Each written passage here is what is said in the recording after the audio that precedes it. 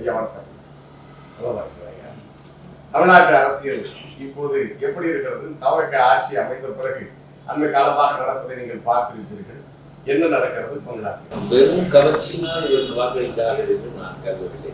அதெல்லாம் ஒரு அளவுக்கு இருக்குமே தவிர உண்மையிலேயே இந்த இரண்டு கட்சிகளுக்கும் மாற்றாக அவர்கள் என்ன விரும்பினார்கள் என்றால் பணம் பெரிய அளவுக்கு ரெண்டு கட்சிகளையும் செலுத்தப்பட்டது.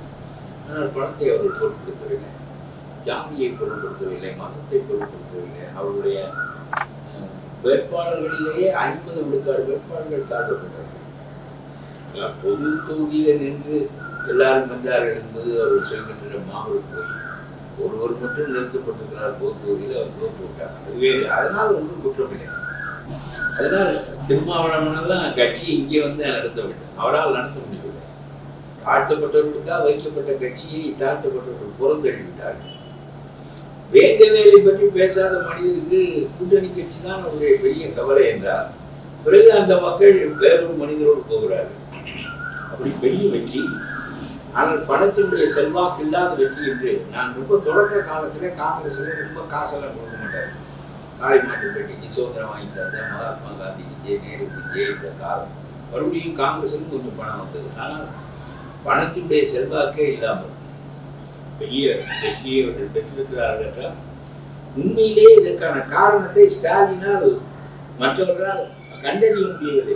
டைம்ஸ் ஆஃப் இந்தியா பத்திரிகைக்காரனே எதாவது எழுதுகிறானே, அண்ணாமலை ஒரு வார் ரூம் வைத்து கொண்டு அவருடைய தோற்றத்தை அவருடைய பேருருவை பெருக்கி கொண்டார்.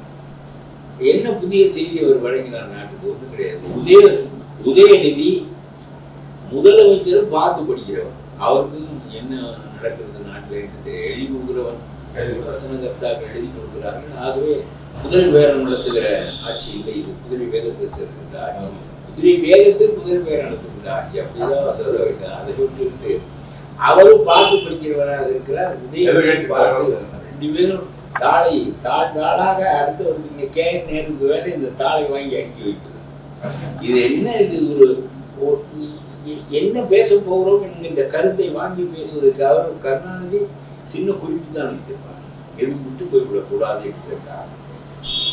அந்த பரம்பரையில் ஸ்டாலினும் படித்தான் இருந்தார். ஆனால் பரவாயில்லை, அவர் நினைத்ததை பேசவும் தெரிந்து வைத்திருந்தார். அவர்களுக்கு பேசவே தெரியவில்லை, இவர்களுக்கு சிந்தனை இல்லை, என்ன பேச போகிறோம் என்பதை பற்றி கருத்தோட்டார்கள்.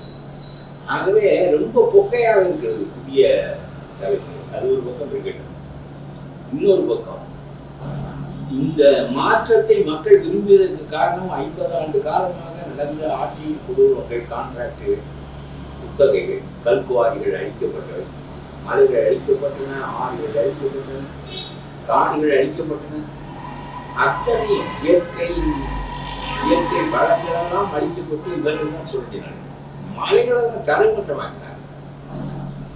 எல்லாம் கிரானைட்டுகளாக ஏற்றுமதி ஆகின, கல்குவாரிகளாக கேரளாவுக்கு போயின. இந்த ஆட்சி முறையை கடுமையாக எதிர்த்து தான் மக்கள் வாக்களித்தார்கள் என்பது என்னுடைய கருத்து. எல்லாவற்றிலும் காசளிப்பது,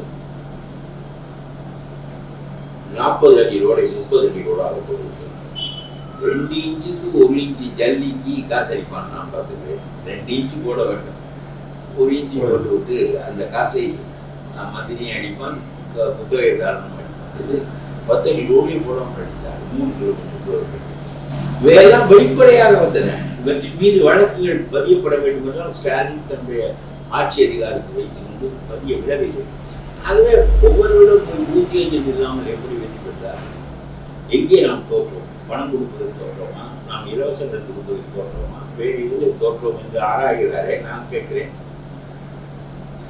பூத் ஏஜெண்டே தேவைப்படவில்லை என்பது மட்டுமல்ல, வேட்பாளர் போய் வேட்புமனுவை தாக்கல் செய்துவிட்டு படுத்தவன் தான், அவனுக்கும் பொட்டலம் போய் சேர்ந்து விட்டது.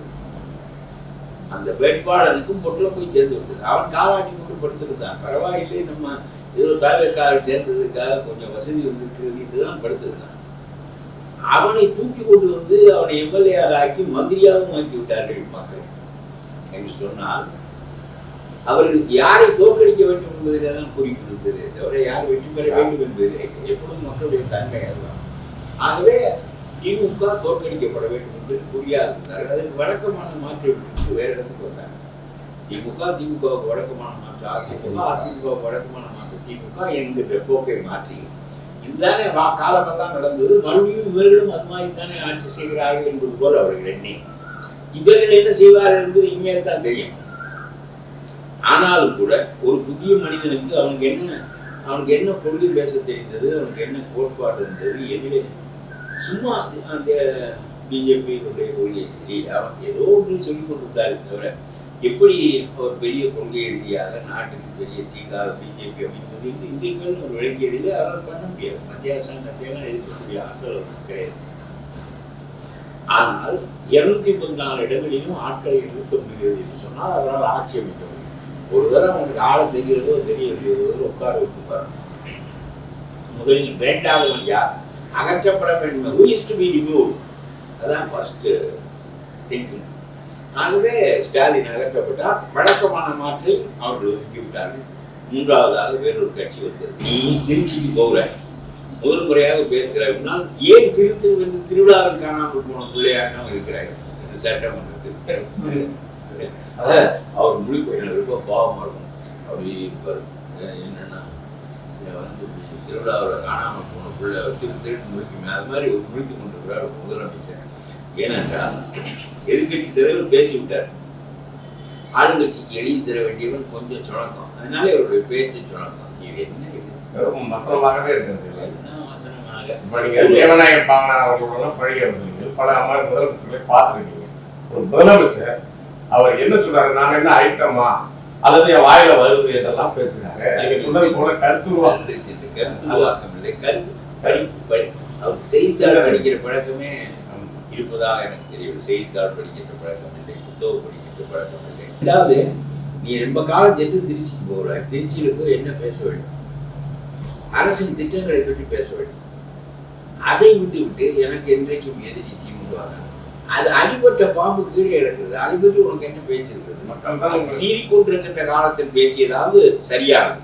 சீறிக்கொண்டிருக்கிறது எனக்கு எதிரியே தான் இந்த பாம்பை மடக்குவேன் என்று பேசியது சரிதான். அது அடிபட்டு நொந்து கிடக்கிறது, தலையை தூக்க முடியாமல் கிடக்கிறது. அதை பற்றி இதுதான் இன்றைக்கும் எனக்கு எதிரி, என்றைக்கும் உனக்கு எதிரி. அடிபட்ட பாம்பு எனக்கு எப்படி உனக்கு எதிரியாது? அதான் அடிபட்டு விழுந்து கிடக்கிறது. ஒரு முதலமைச்சரின் நெறிமுறை இருக்கு இல்லையா, அதை பின்பற்றாமல் இன்னும் ஒரு நாயக பிம்பத்தை கட்டமைப்பதாக பேசுது. அவருக்கு தெரியவில்லை. அவரு ஏதாவது அப்படி வீராவேசமாக பேசினால் உடனே விசிலடிக்கிறான், ஆர்ப்பாட்டத்துக்கிறான். அந்த 5000 பேரை கணக்கு வைத்துக் கொண்டுதான் சிந்திக்கிறாரே தவிர, இப்பொழுது சொல்லுகிறேன், நீ அங்கே போய் என்ன பேசியிருக்க வேண்டும்? சிபிஎஸ்இ பள்ளி திட்டத்தை நான் அனுமதிப்பேன், அனுமதிக்க மாட்டேன், டெல்லியில ஒன்று நீ தெளிவாக சொல்லியிருக்க வேண்டும்.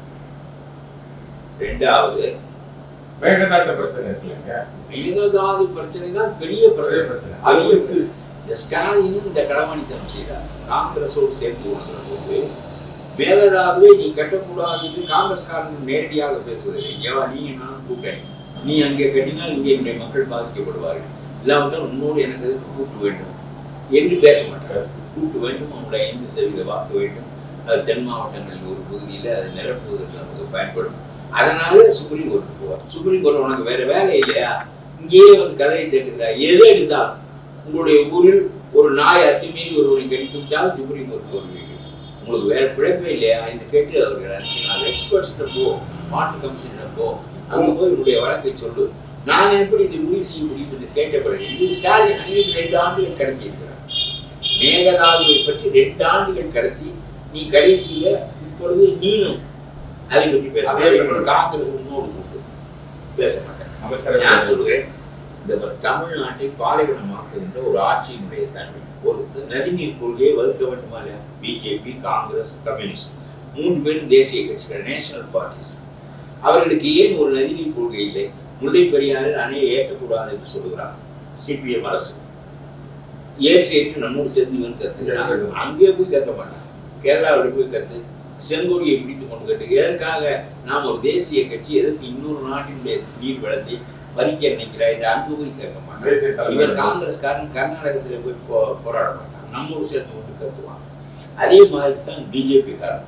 ஆகவே இந்த மேகதாது பிரச்சனை என்பது தமிழ்நாட்டுக்கு மிகப்பெரிய பாதிப்பாக அமையும். இதிலே இவர்கள் என்ன செய்ய வேண்டும் என்றால், எந்த தேசிய கட்சியோடு முல்லை பெரியாறு திட்டத்தை அணையை ஏற்றக்கூடாது என்று சொல்லுகின்றவனோடு எனக்கென்ன உறவு, அப்புறம் அவனோடு உறவு இது பொழுது அங்கே அவனை எதிர்ப்பது, சுப்ரீம் போவது என்ன என்ன முரண் என்று கேட்டேன். What a contradiction is this? அப்படியே அதே மாதிரி நீ காங்கிரஸோடு சேர்க்கிறாய், பிஜேபியோடு சேர்க்கிறாய், அவர்கள் இங்கே அணை கட்டுகிறார்கள், அதை எதிர்த்து ஒன்றால் நிற்க முடியவில்லை, வழியில்லாத வழிகளில் எதிர்ப்பது போல் பாவிக்கிறார். அதே தவறுதான் தாவேகாவும் செய்யுது. அதே தவறைதான் தாவேகாவும் செய்யுது. காங்கிரசுக்கு அமைச்சரவை அவங்க ஆட்சி அமைப்பதற்காக அங்கே டி.கே. சிவகுமார் முதலமைச்சராக திமுகவாவது நடிப்பான். அதுவும் கிடையாது. வெளிப்படையாகவே இவரால் ஒன்று சொல்ல முடியும். ராகுல் காந்தியில சொல்ல வேண்டிய இங்க வாங்க, நம்ம கூட்டு சேர்வதெல்லாம் இருக்கட்டும், ஒரு தேசிய கட்சிக்கு நதிநீர் கொள்கை வேண்டாமா? ஒரு கிராமத்தில் 200 ஏக்கர் நிலம் இருக்கிறது, அதுக்கு ஒரு கம்மா இருக்கிறது. இந்த 200 பேரும் பஞ்ச காலத்தில் எப்படி தண்ணீரை பகிர்ந்து கொள்வது என்று பஞ்சாயத்து வைத்து முடித்துக் கொள்ள முடிகிறது. ஏன் ஒரு நாடு செய்ய முடியவில்லை? இதை விட அவமானகரமான செயல் வேற என்ன இருக்கிறது? இதை பேசுவதற்கு எந்த தேசிய கட்சியோடும் அவர்கள் பேச மாட்டார்கள். அவர்கள் இந்த முரண்களை இங்கே உள்ள மாநில தேசிய கட்சிகள் அறிவதில்லை. இது எவ்வளவு முரண்? அப்ப நீ சொல்லாத 142 அடிக்கு ஏற்றக்கூடாது சொல்லட்டும். அது ஏற்றக்கூடாது, இங்கே எங்களோடு கத்துவது, அங்கே போனால் அவனோடு சேர்ந்து கொண்டது. என்ன அசிங்கமான அரசியல்! மேகதாதுவை காப்பாற்றுவதற்கான ஆற்றல் இவருக்கு இருக்கிறதா என்று எனக்கு தெரிகிறது. நான் சொல்கிறேன், இல்லாவிட்டால் விவசாயிகள் கொஞ்சம் பேர் போய் அங்கே போராட்டம் நடத்தியிருக்கார்கள். தமிழ்நாடு முழுவதையும் திரட்ட வேண்டும். இப்பொழுதே திரட்ட வேண்டும். எப்பொழுது நீ பூஜை போடுவதற்கு தயாராகிவிட்டார்கள், இப்பொழுதே திரட்ட வேண்டும். தமிழ்நாட்டு மக்கள் அத்தனை பேர், விவசாயிகள் அல்லாதவர்கள் அத்தனை பேரும் சென்னையிலிருந்து மேகதாது வரையிலும் அவ்வளவு மக்களும் தேர்வுக்கு வர வேண்டும். கட்டிய பிறகு மேகதாதான இந்த இடத்துல இருக்குமா என்பதையும் பார்க்கும். ஒரு காலத்தில் போர் தொடுத்தார்கள் மன்னர்கள், படையெடுத்து போனார்கள் அந்த அணையை உடைப்பதற்கு. வேறெல்லாம் வரலாற்றிலே உள்ளவை. அதாவது இங்கே உள்ளவன் பஞ்சத்திலே பாலைவனமாக்குவது தமிழ்நாட்டை என்று முடிவெடுத்து விட்டால், பாலைவனத்திலே சாவதை விட அணைய போர் தள்ளிவிட்டு சாவோம் என்று நினைப்பாங்க. அறிவு வேண்டாம் உங்களுக்கு. நான் கேட்கிறேன், சிந்து சமவெளி நீர் போகாவிட்டால் பாகிஸ்தான் என்ன செய்யும்? பிரம்மபுத்திரா நதியை சீனா விடாவிட்டால் இந்தியா என்ன செய்யும்? உங்களுக்கு எதுவெல்லாம் நீதி என்று தெரிகிறதோ அந்த நீதியை நீங்கள் தமிழ்நாட்டுக்கு கடைபிடிக்க மாட்டீர்களா என்று கேட்கிறேன். வகைநாடு என்று சொல்லுகிற பாகிஸ்தானுக்கு கூட சரியாக நீர் பங்கீடு தரப்படுகிறது. ஆனால் கர்நாடகாவுக்கு தமிழ்நாட்டுக்கு தீர்க்கவே மாட்டாங்க. அவன் மேட்டு நிலம் வரிசையாக அணையை கட்டி புதிய நிலங்களை உண்டாக்கி கொண்டு போவான். உண்டாக்கப்பட்ட நிலங்கள் எல்லாம் என்ன செய்வது? அவன் புதிய தடுப்புகளை ஏற்படுத்தினால் புதிய நிலங்களை உண்டாக்க முடியும் என்று கருதுகிறான். ஆனால் பழைய நிலங்களை எல்லாம் என்ன செய்வது? தன்மை மேட்டிலிருந்து பள்ளத்தில் பாய்வதுதான். அதனால நடந்தாய் வாழி காவேரி என்று தமிழ்நாட்டுக்குரிய நதியாக கருதப்பட்ட காவிரி இன்றைக்கு மேகதாதுவோடு நிறுத்தப்படுகிற நிலைமை ஏற்பட்டு, எந்த நிலத்தில் அதிக தூரம் பாய்கிறதோ அந்த நிலத்துக்கு அந்த மாநிலத்துக்கு 2 பங்கு தமிழ்நாட்டு, 1 பங்கு தான் கர்நாடகா. அவன் மேட்டில் இருக்கிறான் என்பது ஒன்றுதான் நமக்கு உள்ள வசதி. அது ஒரு பக்கம் இருக்கு. இதை பற்றிய பேச மறுக்கிறார். மேகதாதுவை பற்றி பேசு. மக்களை நீ முதலில் திரட்டு. மக்களை நீ திரட்டி விட்டாலே மேகதாதனை வீழ்ந்து கொள்ளும். ஒரு முதலமைச்சர் நீ என்ன நிலை எடுக்க போகிறாய் என்று விவசாயிகள் பார்த்து கொண்டிருக்கிறார். ஆகவே என்ன நிலை எடுக்க வேண்டும்? இங்கேவா காங்கிரஸாவது அரசாங்கமாவது கர்நாடகமாவது தோழமையாவது வாடா, மேகதாதுவை நீ கட்டிவிட்டால் தமிழ்நாடு சவுதி அரேபியாவும் அனுமதிக்க முடியாது. திரட்டி மக்களை ஒரு நாள் கடையிறக்கும். ஒரு நாள் மக்கள் முழுவதும் தெருவில் எடுக்க வேண்டும். மக்களுடைய திற ஆற்றல் என்ன என்று மத்திய அரசுக்கு தெரிய வேண்டும், கர்நாடக அரசுக்கு தெரிய வேண்டும். பிறகு நீ கட்டிவிட்டு போறோம். எப்படி கட்டுவாய் நீ? அதெல்லாம் செய்வதற்குரிய ஆற்றல் உள்ள முதலமைச்சராக அவர் இல்லை. சும்மா நான் லஞ்சம் வாங்க மாட்டேன் என்று அவர் சொன்னது நல்ல வார்த்தை. இந்த வார்த்தையை சொல்வதற்கே எந்த முதலமைச்சரால் முடியவில்லை. ராஜாஜி காமராஜர் காலத்தில் இந்த வார்த்தைகள் சொல்லப்பட வேண்டிய தேவையில்லை.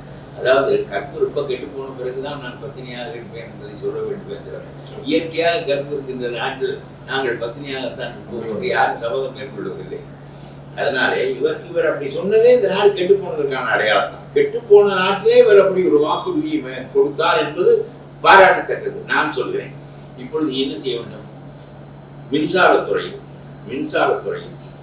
18 கோப்புகள் காணாமல் அடிக்கப்பட்டிருக்கின்றன. என்னென்ன கோப்புகள்? நிலக்கரி வாங்கிய கோப்பு. அதுதான் பெரிய ஊழல். நிலக்கரியை வெளிநாட்டிலிருந்து தமிழ்நாட்டிற்கு என்ன விலை பேசுகிறோம், உள்நாட்டில் என்ன விலை பேசுகிறோம், வெளிப்படையாக அதிகாரப்பூர்வமாக என்ன விலை பேசுகிறோம், உள்நாட்டில் என்ன சொத்துக்களை பேசுகிறோம். எவ்வளவு பணம் இங்கே உள்ள மந்திரிகளுக்கும் அரசாங்கத்துக்கும் கைமாறுகிறது. முதல் தரமான நிலக்கரிக்கு விலை கொடுக்கிறோம், மூன்றாம் தரமான நிலக்கரியை இறக்குமதி செய்கின்றோம். ஆகவே நம்முடைய மின் உற்பத்தி பாதிக்கப்படுகிறது. இவ்வளவும் காலகாலமாக நடந்து கொண்டிருக்கிறது.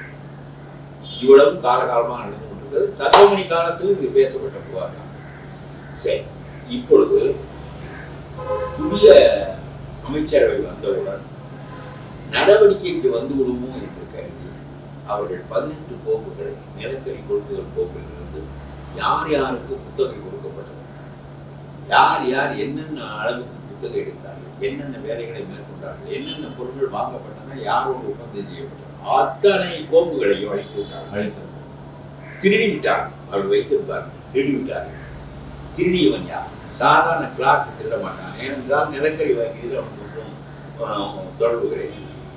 இதை சென்ற முறை மின்சார மந்திரியார், அப்புறம் அந்த சமயத்தில் நிர்வகித்த நிர்வாகிகள் யார், எந்தெந்த பொறியாளர்கள் இருந்தார், எல்லாம் விசாரணை கொண்டு வா. உடனே விசாரணை கமிஷன் போட்டுக்க வேண்டாமா? போட்டு உடனே கொண்டு போய் நிறுத்த வேண்டாமா? எல்லா தடயங்களையும் அழித்து விட்டால் உண்மை மறைக்கப்பட்டு விடுவான். இதை செய்வதற்கு சக்தி இருக்கிறது அவனுக்கு. செய்திகள் கசிகின்றனவே தவிர இதை உடனடியாக அந்த காலகட்டத்தில் இந்த 5 ஆண்டுகளில் நிலக்கரி வாங்கியவன் யார், ஒப்பந்தம் போட்டவன் யார், புத்தகைக்கு விட்டவன் யார், மின்பொருட்கள் வாங்கியவன் யார், உற்பத்தி செய்யும் கான்ட்ராக்டர்கள் எல்லாம் மந்திரி, அது சீஃப் இன்ஜினியர் யார். 40 அடி ரோட்டை 30 அடி ரோடாக போட்டுவிட்டு 40 அடி அளந்து பார்த்தோம் என்று காசோலை கொடுத்தானே ஒரு சீஃப் இன்ஜினியர், அவனெல்லாம் உள்ளே வர வேண்டுமா இல்லையா? அவ்வளவிலும் ஊழல் செய்திருக்கிறார்கள்.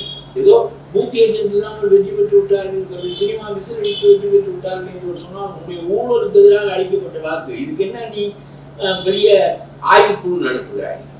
உன் மீது எவ்வளவு சினம் இருந்தால் வீட்டிலே நீ பணம் கொடுத்து படுத்து கிடந்தவனெல்லாம் அவன் பாட்டுக்கு படுத்து கிடக்கிறான், அவன் வெற்றி பெற்று சட்டத்தை வைக்க விடுறான். நீ பணம் கொடுக்குறாய், அவனுக்கு வராதே இருக்கிறாய். சரி, நான் போய் அந்த கோழி கூட எடுத்து மூடி கொண்டு படுத்துக்கிறேன் இல்லை என்று அவனும் படுத்துக் கொள்கிறான். பூர்வம் பெரும்பான்மையான வேட்பாளர்களுக்கு பணம் போயிருக்கிறாங்க. அவர்களால் வேலையே செய்யவில்லை. அவர்கள் நாணயமாக நடந்து கொண்டார்கள். நம்ம விஜய் மாதிரி இல்லை, ஓட்டு போடுவதற்காக பிதா படம் போடுவது, ஓட்டு போட்ட பிறகு ரோட்டில் எழுதுவது என்கின்ற பழக்கம். எனக்கு பணம் இருந்தாலும் நான் வீட்டில் படுத்துக் கொள்ள சொன்னார்கள், படுத்துக் கொள்கிறேன் என்று படுத்துக் கொண்டிருந்தாங்க. ஒவ்வொரு வேட்பாளர் அதை மீறி இவர்கள் வெற்றி பெற்றார்கள். நான் பொறுப்பேற்றுக் கொடுக்கிறேன் என்றால் என்ன பொருள்? நீ தான் பொறுப்பேற்றுக் கொள்ள வேண்டும். 40 அடி ரோடு 30 அடி ரோடு ஆனது. மின்சாரத்தில் இவ்வளவு பெரிய ஊழல் நடந்திருப்பது, 18 கோப்புகள் திருடப்பட்டதுக்கு உங்களுடைய பங்கு இருக்கும் என்று நான் சொல்கிறேன்.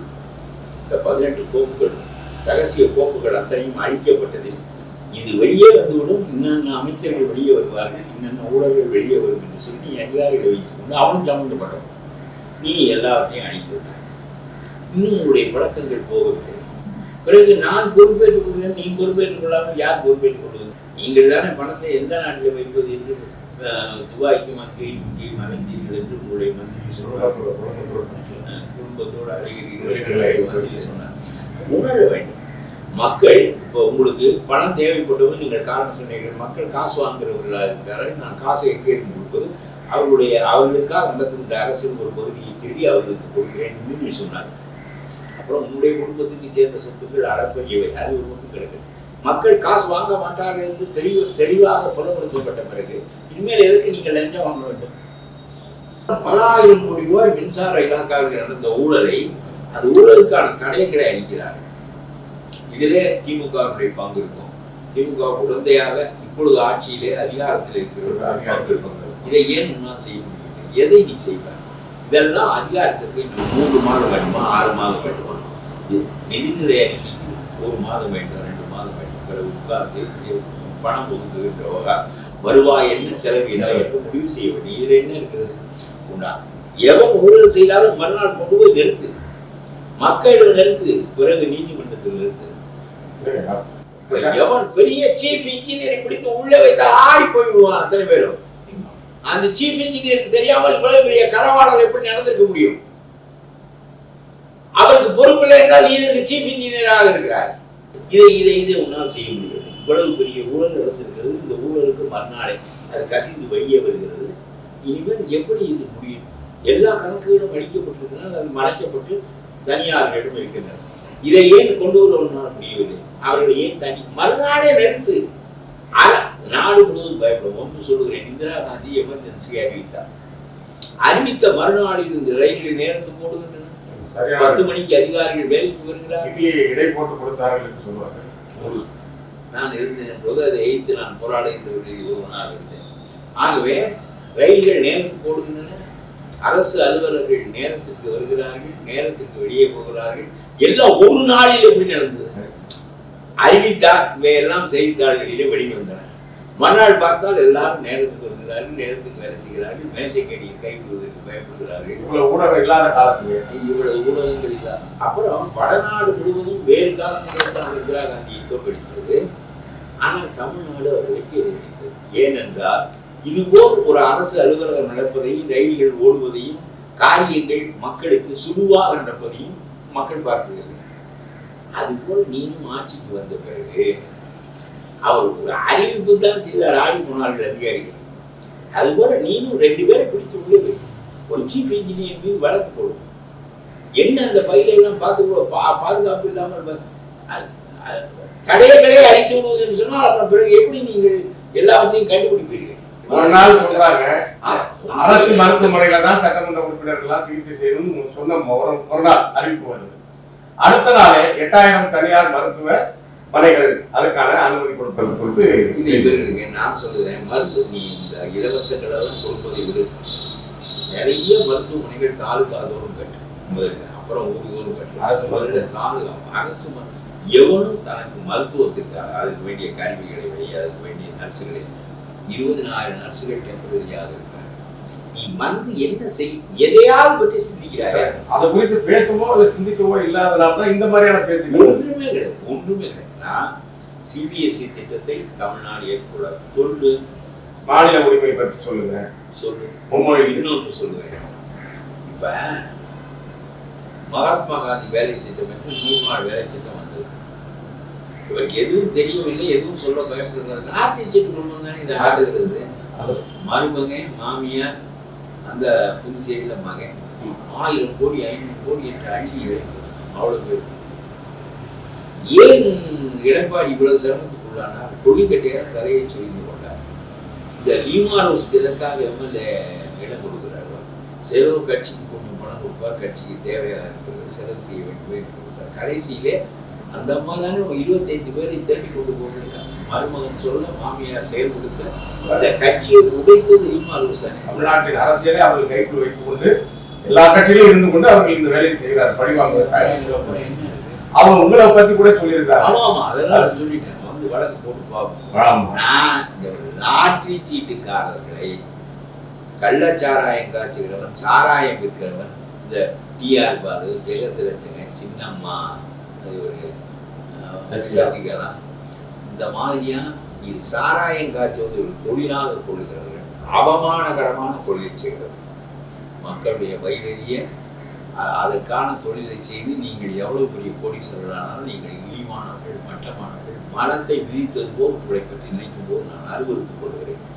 லாட்டரி சீட்டும் அது மாதிரி, சுரண்டல் சீட்டு அது மாதிரி, வடகிழக்கில் உள்ள படிக்காத மக்கள், வங்க மக்கள் எல்லாரையும் ஜெயலலிதா நிறுத்தி வைத்தார். எங்களை காலம் உங்கள் மீது இத்தனை குற்ற வழக்குகள் இல்லை. நீ என் மீது வழக்கு கொடுக்குறேன் என்று சொல்லுகிறேன். நீங்களெல்லாம் செலுங்கி போயிட்டு வந்தீர்கள், எதுக்கு போயிட்டு வந்தீர்கள்? சுதந்திர போராட்டத்தில் போய் வந்தீர்கள். நீ என் மீது வழக்கு கொடுக்குறேன் என்று சொல்ற. என் மீது வழக்கு கொடுக்குறதுக்கு என்ன இருக்குது? இந்த கண்டவால சீட்டு அடிச்சு கொடுத்து எத்தனை பேருக்கு பரிசு கொடுத்தாயோ கொடுக்கவில்லை. கள்ளச்சந்தையில் வந்துவிட்டது, ரொம்ப தீவிரமாக வந்துவிட்டது என்று ஏற்கனவே இருக்கிறது. இப்போ இன்னும் விரிவாக கொண்டு வந்து வரும். ஏனென்றால் விஜயனுடைய ஆட்சியை நடத்துவதே லாட்டரி சீட்டுக்காரன் தான் நடத்துகிறது. லாட்டரி சீட்டு குடும்பம் தான் நடத்துகிறது. இந்த பக்கம் மாமியார், அந்த பக்கம் மருமகன், புதுச்சேரியில நான் லஞ்சம் வாங்க மாட்டேன்னு சொல்றதுல பயன் இல்லைங்க. அவ்வளவுதான். கட்சிக்கு செலவழித்தாருங்க ஒரு 2 ஆண்டுகள். அதெல்லாம் நோட் எடுத்து வருகிற பணம் போலது, அவ்வளவு எளிதாக ஈட்டப்படுகின்ற பணம். அதை கொடுத்து ஒரு கட்சியை விலைக்கு வாங்கி கொடுக்குறாங்க. பிறகு பெரிய அதிகாரங்களுக்கு வந்துருக்கிறாங்க. இப்போது எல்லாம் மாற்ற கொள்ளுதல் அது இது எல்லாம் இவருக்கு ஒன்றும் தெரியாது. இவருக்கு ஒன்று அவரை வைத்துக்கொண்டு பொம்மை போல வைத்துக் கொண்டு இவர்கள் இயக்குகிறார்கள். அவரை வைத்துக் கொண்டு இவர்கள் செயல்படுகிறார்கள். லாஸ்ட் எம்பரர் என்று ஒருவர் இருந்தார். 10 வயசு அந்த பையனுக்கு. அந்த பையனை வைத்துக்கொண்டு ஒரு கொடிய மந்திரி நாடாடும். 10 வயசு அவனுக்கு என்ன செய்யும்? இறுதியில் அரண்மனையில இருந்து அவர் வெளியேற்றப்படுவார். ஆமா ஆமா, மக்கள் அவனுக்காக மற்றவர்கள் ஆழ்வாரிலிருந்து சீன சத்துவங்கள் நிறைய உண்டு. அந்த 10 வயசு பையனை விழுந்து கூடுவார். இந்த நாட்டுடைய பெரிய பிரதம மந்திரியாக இருக்கின்றவர் விழுந்து கூடுவார். அதுபோல இவருக்கு ஒன்றும் தெரியாது. ஆகவே இங்கே பாருங்க, ஒரு டெல்லிக்கு போகும்போது ஒப்பனைக்காரரை கொண்டு போகுது, படப்பிடிப்புக்கு போகுது, 8 பேர் போகிறார்கள் தனி விமானத்தில், 50 கோடி செலவு. 50 அது. அப்புறம் மேக்கப் காரனை கொண்டு போகுது. கிருஷ்ணா ரெட்டிங்கெல்லாம் யாரு? எல்லாம் யாரு? பெரிய மேதம் அவர்களாம். முதலமைச்சருக்கு ஒரு பாதுகாப்பு வழிமுறை இருக்கீங்க, அதை புரோட்டோகாலை பின்பற்றாமல் அவருக்கு தன் விருப்பத்துக்கு அதில் புரோட்டோகால 28 முதல்ல இந்த பாதுகாப்பு ஒய் பாதுகாப்பு முதலமைச்சருக்கு கொடுக்கக்கூடாது. காமராஜருடைய காருக்கு பின்னால் ஒரு கார் ஊதி கொண்டு போகும், ஒரு கார் ஜீப் பின்னால் ஒரு முதலமைச்சருக்கு அவ்வளவுதான் பாதுகாப்பு. என்ன மக்களிடம் வந்து என்ன பாதுகாப்பு? 28 என்ன மக்களிடம்? 28 கார் முன்னும் பின்னும் போகுது. ஆரவாரட்டை நாடு முழுவதும் திகைக்க வைப்பது, பார்க்க வைப்பது. அவர் he is a ruler, he is the king, he is the king. எல்லாம் இந்த வேலையை செஞ்சுதான் கேள்விப்பட்டாங்க. இல்ல, அந்த வேலையை ரொம்ப விருப்பமாக செய்வார்கள். அவருக்கு அந்த ஆரவாரத்தில் தான் சினிமா மைண்டு, ரொம்ப சினிமா மைண்டு. அதனால இந்த ஆரவாரத்தில் அவர்களுக்கெல்லாம் பெரிய ஈடுபாடு. இவருக்கும் அந்த ஆரவாரத்தில் பெரிய ஈடுபாடு. நான் அதாவது கேவலமாக போயிட்டு சிந்தனைகளே. ஸ்ரீதேவிக்கு போலீஸ் இராணுவம் மரியாதையோடு அடக்கம். எதுக்காக? சொல்லு, நாட்டுக்கு ஆற்றிய பணி என்ன, மொழிக்கு ஆற்றிய பணி என்ன, இனங்களுக்கு ஆற்றிய பணி என்ன. நடிகையாக இருந்தால் சரோஜாதேவிக்கு அரசு மரியாதையோடு அடக்கம்.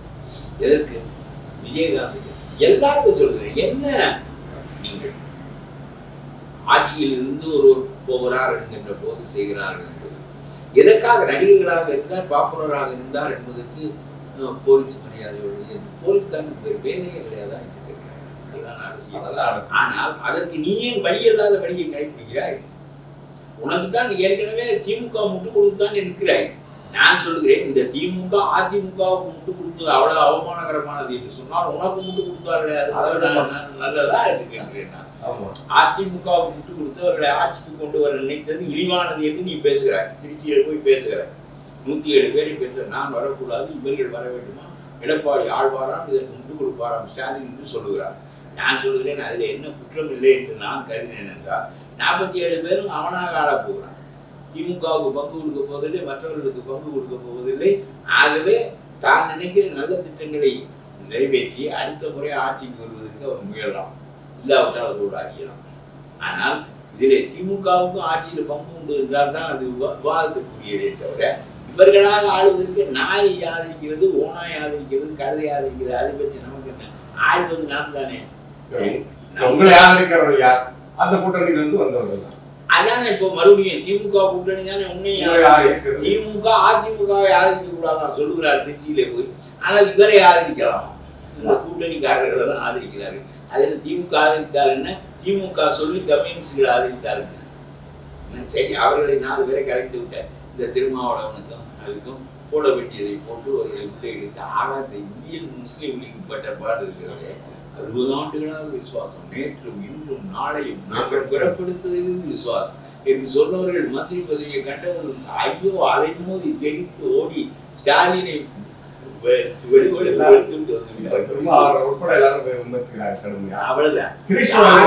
பெற்ற பிள்ளை என்று சொல்லிய மனிதரை இவர் ஆதரிக்கிறேன் என்பதெல்லாம் இருக்கட்டும், பதவி வருகிறது என்பதற்காக அந்த சனாதனத்தை எதிர்த்து நிற்பதற்கு இவரால் முடியாது. இவர் RSSின் கள்ளப்பிள்ளை என்று சொன்னவர்.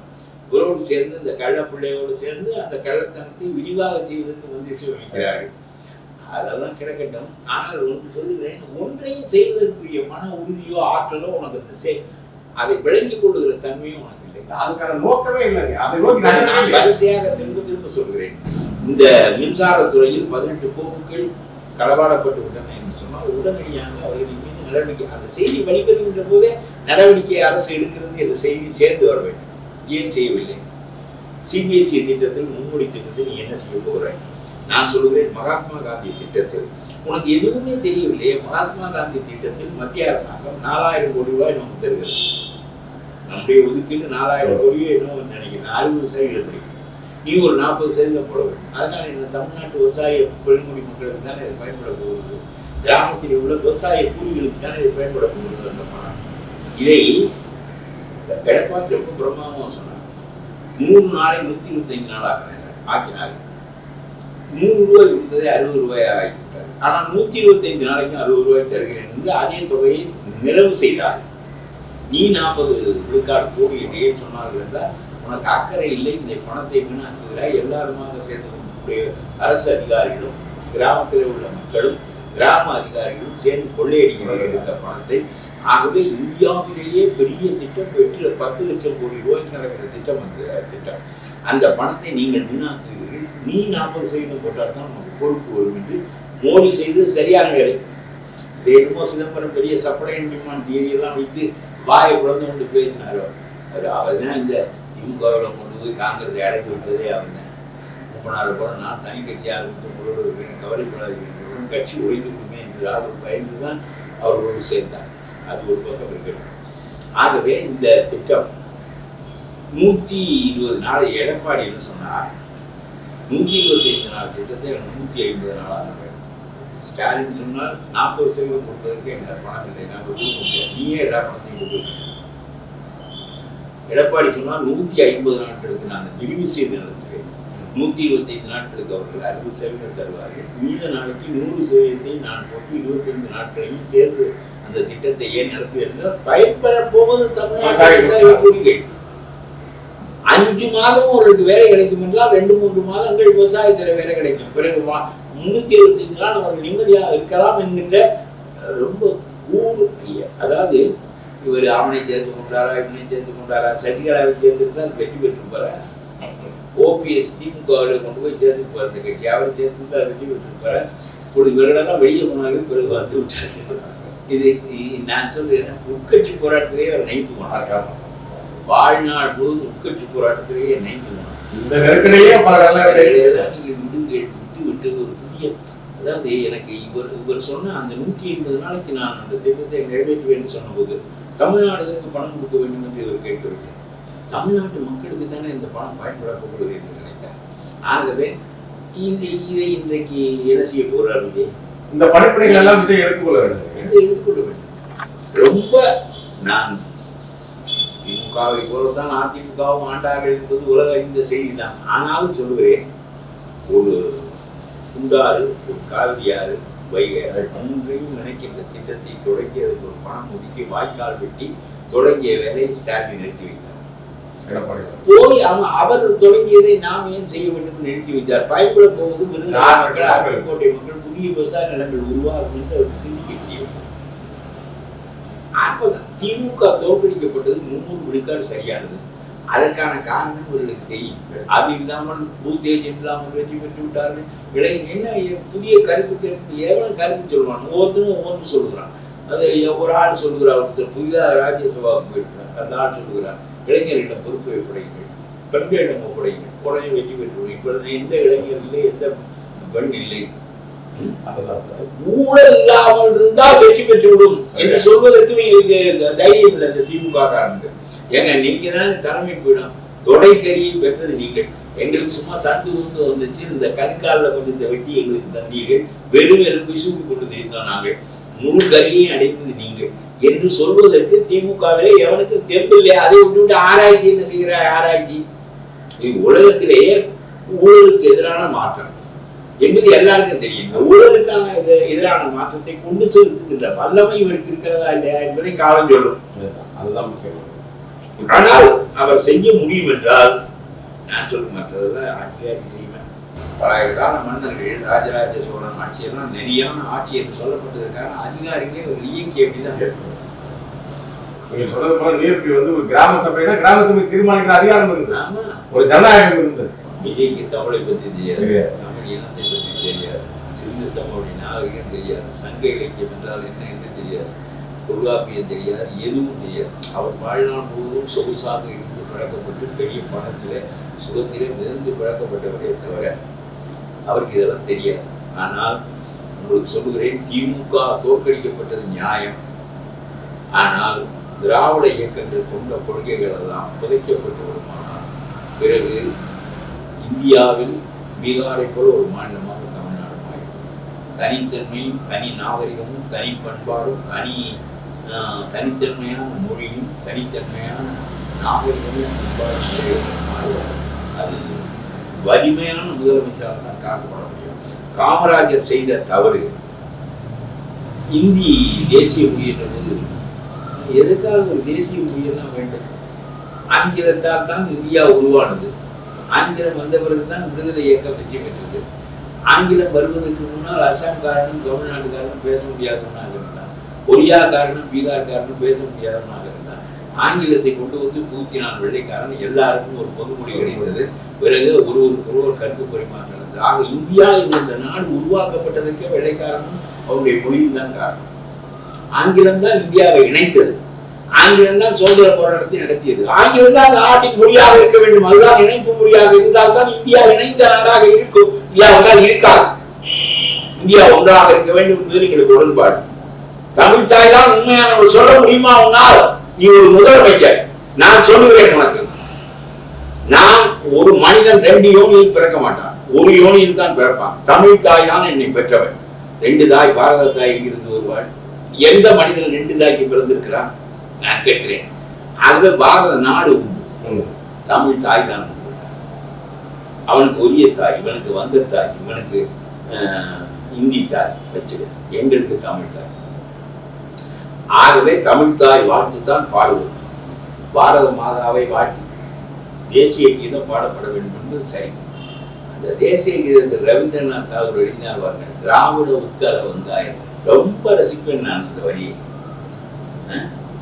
ஜனகணமனதி நாயக ஜெயகே பாரத வாக்கிய விதாதான திராவிட உட்கல வந்தாய்ப்பார். தென்னாடே ஒரு நாடாக ஆக்குவார். அவன் வரலாறு தெரிந்துதானே பாடினான். இந்த முட்டாள் சீமானுக்கு இதெல்லாம் தெரியுமா? திராவிட உட்கல வந்தாய்க்கு ரவீந்திரநாத் தாகூர் பாடுகிறார் தேசிய கீதத்தை. நீ திராவிடம் என்பது எங்க இருக்குது? நீ சும்மா வாயை, நீ எல்லாம் ஒரு அரசியல் தலைவனானது இந்த நாட்டினுடைய அறியாமையினுடைய வெளிப்பாடு நான் சொல்றேன். அதனாலே திராவிட நாகரிகத்தின் ஒரு கூறுதான் தமிழ். தமிழ் ஈன்ற மக்கள் தான் பெற முடிகிறது. இதெல்லாம் சொல்லவும் நிலைநிறுத்தவும் இதற்காக பேசவும் மோடியோடு மோதவும் தாராள முடியாது. ரொம்ப அதிகாரிகளை கட்டுப்படுத்தி வேலை வாங்க தெரியவில்லை. ஆஹா, பெரிய ஊழல் நடந்து விட்டு 18 கோப்புகள் போய்விட்டன, மின்சாரம் நெருக்கடி திரும்பி விட்டார். சொல்லிக்கொண்டே என்ன செய்வது? நடவடிக்கை மறுநாள் உத்தரவு போடு. இந்த செய்தி வருகிற போது முதலமைச்சர் உத்தரவு போட்டால் முதல் தலைமை இன்ஜினியர் மீது வழக்கு பதிவாக இருக்கிறது என்று சொல்ல வேண்டும். ஒன்றால் ஒன்று பண்ண முடியாது.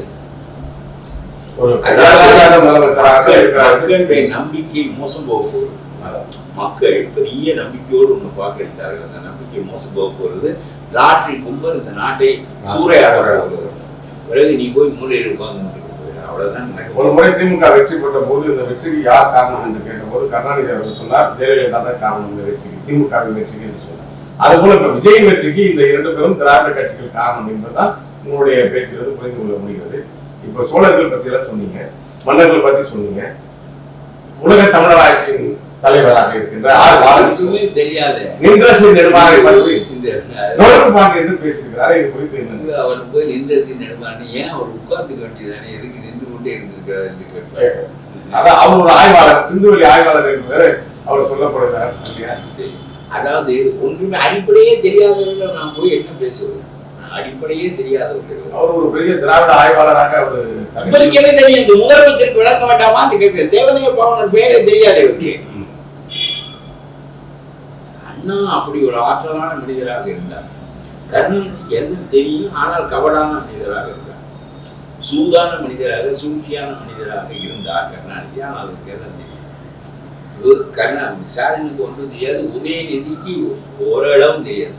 சொல்லி பார்த்து படிக்க வேண்டியதான். முதலமைச்சருக்கு தெரிந்த எதிர்கட்சி அமைச்சர். 2 பேருமே நடிகர்கள், 2 பேருக்குமே எதுவும் தெரியாது. அதே மாதிரி இந்த வெறும் ஆரவாரம் செய்வதில் அண்ணாமலைக்கு நிகர் கிடையாது. இந்த வார் உண்டாக்கி விஜய்க்கு வழிகாட்டியவரே அவர். பணத்தை வைத்துக் கொண்டு ஒரு பிம்பத்தை கட்டலாம் என்று இந்த அடிப்படையில் கட்டப்பட்ட பிம்பம் தான் அண்ணாமலை. வாழ்ந்து காட்டி அதன் காரணமாக உடைய பிம்பம் உருவாக வேண்டுமே தவிர இவற்றின் மூலம் பணத்தை வாரி எடுத்து அதிகாரத்தில் பிஜேபி இருந்த காரணத்தினால் உன்னால் பணத்தை பெற முடியும். அதிகாரத்தில் பிஜேபி இல்லாவிட்டால் உனக்கு அவ்வளவு பணமும் வராது, பாரதமும் வராது, உன்னுடைய குடும்பத்தையும் கட்ட முடியாது.